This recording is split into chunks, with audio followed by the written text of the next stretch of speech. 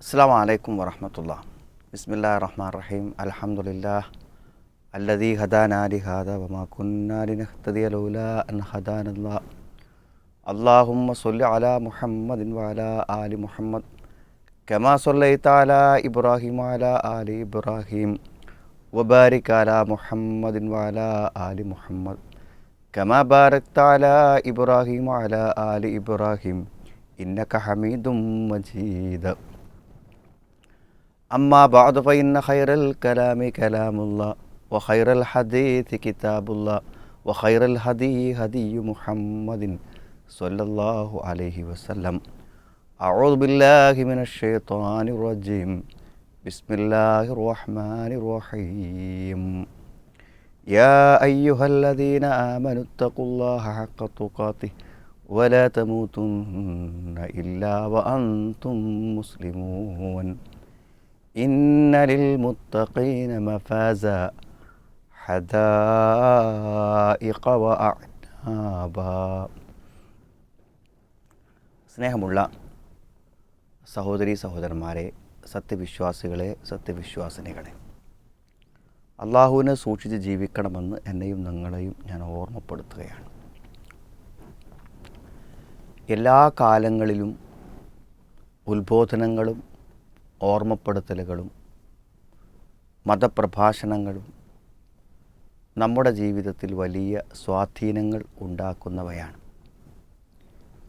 എന്നാൽ നമ്മുടെ മനസ്സുകൾ നനവാർന്നു നിൽക്കുന്ന, മൃദുലമായി നിൽക്കുന്ന ഈ പരിശുദ്ധ റമദാനിൽ ഉത്ബോധനങ്ങളും ഓർമ്മപ്പെടുത്തലുകൾക്കും മറ്റു കാലങ്ങളെക്കാളും സ്വാധീനമുണ്ടാക്കുവാനും മാറ്റമുണ്ടാക്കുവാനും ഉപകരിക്കുന്ന ഒരു സന്ദർഭമാണ്. അതുകൊണ്ടാണ് പ്രത്യേകമായ റമദാൻ പ്രഭാഷണങ്ങൾ, റമദാനിൽ ഇത്തരത്തിലുള്ള പ്രത്യേക സംസാരങ്ങൾക്ക് കൂടുതൽ പ്രാധാന്യവും കൂടുതൽ ശ്രദ്ധയും നാം നൽകുന്നതിൻ്റെ കാരണവും അതുകൊണ്ട് തന്നെയാണ്.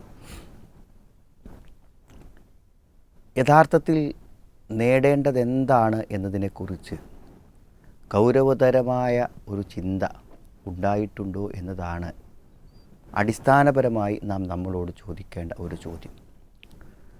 ഒരുപക്ഷേ ജീവിതത്തിൽ ഏറ്റവും വലിയ അധ്വാനമുള്ളൊരു പ്രവൃത്തിയായിരിക്കും ഒരു വീടുണ്ടാക്കുക എന്നത്. ഇല്ലാത്ത പണമുണ്ടാക്കി നമ്മുടെ സ്വപ്ന ഭവനം അതിൻ്റെ പണി പൂർത്തിയാകുമ്പോൾ ആ നിർമ്മാണത്തിലും പരിശ്രമത്തിലും നാം എത്രമാത്രം സംതൃപ്തരാണ് അല്ലെങ്കിൽ എത്രമാത്രം സംതൃപ്തരല്ല എന്ന ഒരു ചിന്ത അതിൻ്റെ സമാപനത്തിലുണ്ടാകും. എൻ്റെ കുറേ പണം വെറുതെ പോയോ, എനിക്ക് കുറേ ശ്രദ്ധക്കുറവുകളുണ്ടായോ, പ്ലാൻ ഞാൻ വിചാരിച്ചതുപോലെ ആയില്ലയോ, എനിക്കത് വേണ്ട രൂപത്തിൽ ശ്രദ്ധിക്കാൻ പറ്റിയില്ലയോ. ഈ വീടുണ്ടാക്കുന്ന കാലഘട്ടങ്ങളിൽ നാം അതിനോട് കാണിച്ചിട്ടുള്ള നമ്മുടെ ശ്രദ്ധയും ശ്രദ്ധക്കുറവുമെല്ലാം അവലോകനം ചെയ്യുന്ന സമയമെന്നത് അതിൻ്റെ പണി പൂർത്തിയാകുന്ന ഘട്ടത്തിലാണ്. ജീവിതത്തിൽ ഏത് പ്രവർത്തനങ്ങൾക്കും ഇങ്ങനെ ഒരു പരിസമാപ്തിയുണ്ട്. ആ പരിസമാപ്തി ഒന്നുകിൽ സങ്കടകരമായിരിക്കും, അല്ലെങ്കിൽ ആത്മസംതൃപ്തിയും മനസ്സമാധാനവുമുള്ളതായിരിക്കും. സത്യത്തിൽ ഇതുപോലെ ഒരു സമാപനം സംഭവബഹുലമായ നമ്മുടെ ഓരോരുത്തരുടെയും ജീവിതത്തിനുണ്ട്. അത് 25-ാം വയസ്സിലോ 40-ാം വയസ്സിലോ 60-ാം വയസ്സിലോ 80-ാം വയസ്സിലോ 100-ാം വയസ്സിലോ എന്നത് പ്രശ്നമല്ല. ഓർമ്മയുള്ള ഒരു മനുഷ്യനെന്ന നിലക്ക് നാം കടന്നു വന്ന ജീവിതത്തിൻ്റെ ഓരോ ഘട്ടങ്ങളെക്കുറിച്ചും ആത്മാർത്ഥമായി നാം നിരൂപണം ചെയ്യുന്ന ഒരു സന്ദർഭമാണ് ഈ മരണത്തിൻ്റെ, ജീവിതത്തിൻ്റെ സമാപനമായ മരണത്തിൻ്റെ സന്ദർഭമെന്ന് പറഞ്ഞാൽ. മതത്തോടൊരു ബന്ധവുമില്ലാത്ത, ദീനിനോടൊരു ആഭിമുഖ്യവുമില്ലാത്ത, തികച്ചും ഭൗതികമായി മാത്രം ചിന്തിക്കുന്ന ഒരു വ്യക്തിയുമായിട്ടുള്ള ഒരഭിമുഖം ഈ കഴിഞ്ഞ ദിവസങ്ങളിൽ ശ്രദ്ധിക്കാനിടയായി. അപ്പം അദ്ദേഹത്തോട് ജീവിതത്തെക്കുറിച്ച് ചോദിക്കുമ്പോൾ അദ്ദേഹം പറയുന്നൊരു മറുപടിയുണ്ട്. നമ്മൾ ഓരോരുത്തരും മരണത്തിൻ്റെ മുന്നിൽ നിൽക്കുമ്പോൾ അത് നമ്മുടെ ജീവിത സമാപനത്തിൻ്റെ സന്ദർഭമാണ്. തീർച്ചയായും നാം ഒരു ഫ്ലാഷ് ബാക്ക് പോലെ നമ്മുടെ ജീവിതത്തിൻ്റെ കഴിഞ്ഞ നാളുകളിലേക്ക് നമ്മളൊന്ന് തിരിഞ്ഞു നോക്കും.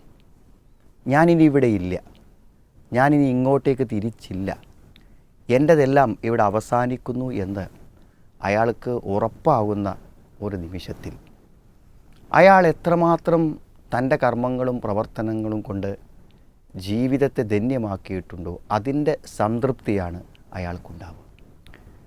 മാരകമായിട്ടുള്ള തെറ്റുകളും ഗുരുതരമായിട്ടുള്ള പാപങ്ങളും ചെയ്തിട്ടുള്ള ആളുകൾക്ക് ആ സന്ദർഭത്തെ അത് ഓർക്കാതിരിക്കാൻ പറ്റില്ല. നാം ചെയ്ത ആത്മാർത്ഥമായ നന്മകൾ നമ്മുടെ മനസ്സിലേക്ക് വരാതിരിക്കില്ല. കാരണം എനിക്കൊരു ജീവിതമെന്ന അവസരം കിട്ടിയിട്ട് ഞാൻ അതിനെ എന്ത് ചെയ്തു എന്ന് ആ ജീവിതം കൈവിട്ടു പോകുമ്പോൾ ചിന്തിക്കാത്തവരുണ്ടാകുമോ ആരെങ്കിലും? എന്നിട്ട് അദ്ദേഹം പറയുന്നു,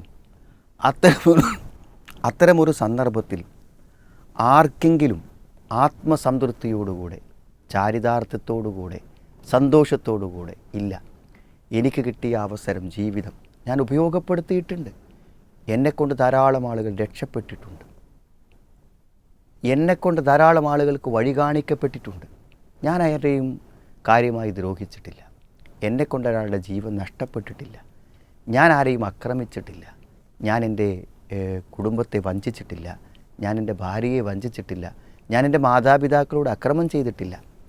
ഇങ്ങനെ ജീവിതത്തിൻ്റെ മർമ്മപ്രധാനമായ കർമ്മങ്ങളെക്കുറിച്ച്, നന്മതിന്മകളെക്കുറിച്ച് മനുഷ്യൻ ആലോചിക്കുമത്രേ. അതുകൊണ്ട് സമ്പൂർണമായ നന്മകളുടെ ഒരു നിർവഹണമായി ജീവിതത്തെ ആരെങ്കിലും മാറ്റിയാൽ അവന് സംതൃപ്തിയോടെ മരിക്കാൻ പറ്റും. അദ്ദേഹം പറഞ്ഞ ആ സംതൃപ്തിയോടെ മരിക്കാൻ കഴിഞ്ഞാൽ അതാണ് ജീവിതത്തിൻ്റെ ലക്ഷ്യമെന്ന് പറയുന്നത് എന്നാണ് അദ്ദേഹം വിശദീകരിക്കുന്നത്. സത്യത്തിൽ വിശുദ്ധ ഖുർആൻ പറയുന്ന വളരെ വലിയൊരു ആശയമാണത്. യാ അയ്യതുഹൻ നഫ്സുൽ മുത്മഇന്ന ഇർജിഇ ഇലാ റബ്ബികി റാളിയതൻ മർദിയ ഫദ്ഖുലി ഫീ ഇബാദി വദ്ഖുലി ജന്നതി. സമാധാനമടഞ്ഞ ആത്മാവേന, പരിഭവങ്ങളില്ല, ആശങ്കകളില്ല, പറ്റിയില്ലല്ലോ, ചെയ്തു പോയല്ലോ എന്നുള്ള വലിയ വലിയ വേവലാതികളോ കുറ്റബോധങ്ങളോ ഇല്ല. അങ്ങനെ മനസ്സ് സമാധാനമടഞ്ഞാൽ, ആ സമാധാനമടഞ്ഞ ആത്മാവെ നീ നിൻ്റെ റബ്ബിങ്കിലേക്ക് തിരിച്ചു പോവുക. കഴിഞ്ഞു, ഇനി അള്ളാഹുവിലേക്കുള്ള യാത്രയാണ്. അവിടെ കുറേ അർത്ഥമുണ്ട്. ഇവിടുത്തെ ഉത്തരവാദിത്തങ്ങൾ ഭംഗിയായി നിർവഹിച്ച്, അതുകൊണ്ട് ഇനി മനസമാധാനത്തോടെ പോകാമെന്നാണ്. ഇനി ചാരിതാർത്ഥ്യത്തോടെ നിനക്ക് തിരിച്ചു പോകാം. റാദിയത്തം മർദിയ, തൃപ്തിക്ക് വിധേയമായിക്കൊണ്ട്, തൃപ്തി നേടിക്കൊണ്ട് നിനക്കെന്ന് രക്ഷിതാവിലേക്ക് തിരിച്ചു പോകാം എന്ന് പറയപ്പെടുന്ന നിമിഷം എന്തുമാത്രം ആത്മസംതൃപ്തിയുടേതാണ്. സഹോദരങ്ങൾ, ഇങ്ങനെ മരിക്കണ്ടേ നമുക്കെല്ലാവർക്കും? സത്യത്തിൽ അങ്ങനെ ഉള്ള ഒരു മരണം ആസ്വാദകരമായ ഒരു പരിസമാപ്തിക്ക് വേണ്ടി ചില മാറ്റങ്ങൾ നമ്മുടെ ജീവിതത്തിൽ നമ്മൾ വരുത്തിയിട്ടുണ്ടോ? ഒരു റമദാൻ്റെ മുന്നിൽ നിൽക്കുമ്പോഴും ഗൗരവതരമായി അങ്ങനെ ചില മാറ്റങ്ങളെക്കുറിച്ച് നമ്മൾ ആലോചിക്കുന്നുണ്ടോ? ഒരു കേൾവിക്കപ്പുറം, ജീവിതത്തിൻ്റെ ഒരു ഒഴുക്കിനപ്പുറം, കുഴപ്പമുണ്ടാവില്ല എന്ന ഒരു വ്യാമോഹത്തിനപ്പുറം, ഞാൻ അത്ര വലിയ തെറ്റൊന്നും ചെയ്തിട്ടില്ല എന്ന ചില സമാധാനപ്പെടലുകൾക്കപ്പുറം യാഥാർത്ഥ്യം എന്താണ്? നാം നമ്മളോട് ചോദിക്കേണ്ട ഏറ്റവും ഗൗരവപരമായിട്ടുള്ള ഒരു സന്ദർഭമാണ് ഇപ്പോൾ. കാരണം മാറാൻ അങ്ങനെയൊന്നും പറ്റൂല. കാരണം മനുഷ്യൻ്റെ മനസ്സു തന്നെ അമ്മാറത്തും ബിസു ആണ്. തിന്മകൾക്ക് അത്യധികമായി കൽപ്പിക്കുന്ന, തിന്മക്ക് കൽപ്പിക്കുന്നല്ല ഖുർആൻ പറയുന്നത്, അത്യധികമായി കൽപ്പിക്കും. കാരണം തിന്മയോടാണ് മനുഷ്യൻ്റെ മനസ്സിൻ്റെ താല്പര്യം. മനുഷ്യൻ്റെ മനസ്സ് താല്പര്യപ്പെടുന്നത് തിന്മയോടാണ്. അതിലേക്ക് അത്രമാത്രം അതിശക്തമായിട്ടുള്ള താല്പര്യങ്ങൾ മനുഷ്യനെ വിളിക്കുന്നുണ്ട്. അപ്പോൾ നമ്മൾ പ്രത്യേകിച്ച് ആലോചനകളും ചിന്തകളൊന്നും ഇല്ലാത്ത ആളുകൾ തെറ്റിലൂടെയാണ് പോവുക. എല്ലാറ്റിനും കുഴപ്പമില്ല, അത് കുഴപ്പമില്ല. അത് സാമ്പത്തിക രംഗമാണെങ്കിൽ കുഴപ്പമില്ല, ലൈംഗിക സദാചാരങ്ങൾ അത് കുഴപ്പമില്ല, നമ്മുടെ കുടുംബ ബന്ധങ്ങളാണെങ്കിൽ അത് പ്രശ്നമില്ല, ബാക്കിയൊക്കെ ഉഷാറാണല്ലോ. ഇങ്ങനെ തിന്മകളോടുള്ള മനുഷ്യൻ്റെ അതിശക്തമായ മനസ്സിൻ്റെ ചായ്വുണ്ടല്ലോ, അതുകൊണ്ട് നമുക്ക് മാറാൻ പറ്റൂല. മാറണമെങ്കിൽ തിന്മയോട് മടുപ്പ് വേണ്ടേ? തിന്മയെ അതീവമായി താല്പര്യപ്പെടുന്നൊരു മനസ്സ് എങ്ങനെ മടങ്ങും? പിന്നെ തിന്മയിലേക്ക് മനുഷ്യനെ ബോധപൂർവം കൊണ്ടുപോകാൻ നടത്തുന്ന ആസൂത്രിതമായിട്ടുള്ള പ്രേരണകൾ ഇവിടെ ഉണ്ട്. പ്രേരക ശക്തികൾ ഇവിടെ ഉണ്ട്. അതാണ് പിശാച്.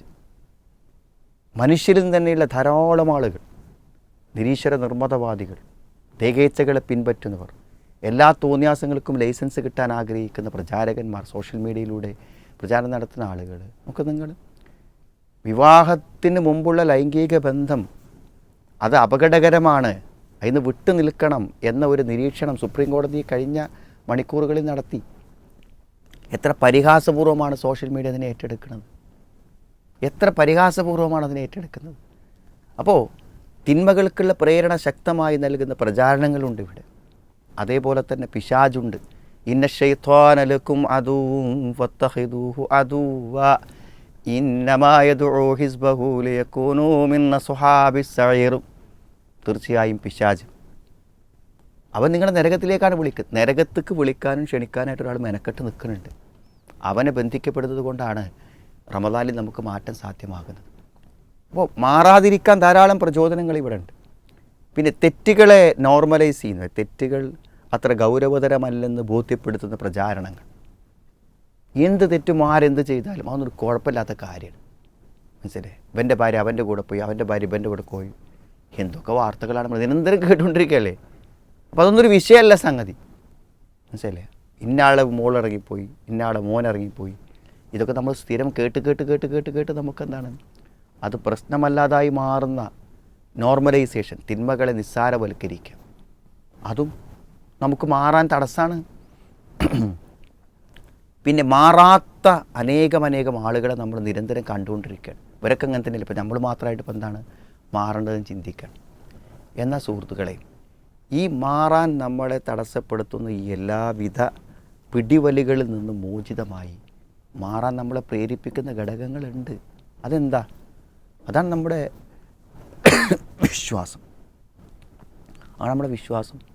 സ്വർഗവും നരകവും ഉണ്ട് എന്നുള്ള വിശ്വാസം ചെറിയ കാര്യമില്ല. നിങ്ങൾ ആലോചിച്ച് നോക്കൂ. നിങ്ങൾ ഈ ലോകത്തിൽ 70 കൊല്ലം ജീവിക്കാൻ നമ്മൾ എത്ര കഷ്ടപ്പെടുന്നു.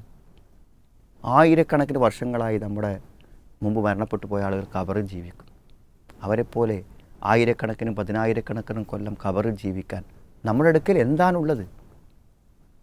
അവസാനിക്കാത്ത സ്വർഗനരകങ്ങൾ. അവിടെ നമുക്ക് എന്താണ്? നമ്മളെവിടെ എത്തും? ഇതൊക്കെ ഒന്ന് ചിന്തിച്ച് ആലോചിക്കുന്ന ആ വിശ്വാസം നമ്മളെ പരിവർത്തിപ്പിക്കും. അതുകൊണ്ടാണ് വിശ്വാസിയൊക്കെ നോമ്പ് നിർബന്ധമാക്കിയത്. ആ നോമ്പ് എന്തിനാണ് നിർബന്ധമാക്കിയത്? ലഅല്ലക്കും തത്തക്കും, സൂക്ഷ്മത ഉണ്ടാവാൻ. നമ്മൾ ഇന്നത്തെ മുസ്ലിം അല്ലാത്ത ഇന്നത്തെ ജീവിതാവസ്ഥയിൽ നിന്ന് നമ്മൾ മറ്റൊരു ജീവിതാവസ്ഥയിലേക്ക് നമ്മുടെ ജീവിതത്തെ മാറ്റാൻ, നമ്മുടെ വിശ്വാസത്തിൻ്റെ ഇപ്പോഴത്തെ തലങ്ങളിൽ നിന്ന് ഉന്നതമായൊരു തലങ്ങളിലേക്ക് നമ്മൾ മാറാൻ, അതിന് നമ്മൾ ഇന്ന് ഈ റമദാനിൽ തീരുമാനിക്കണം.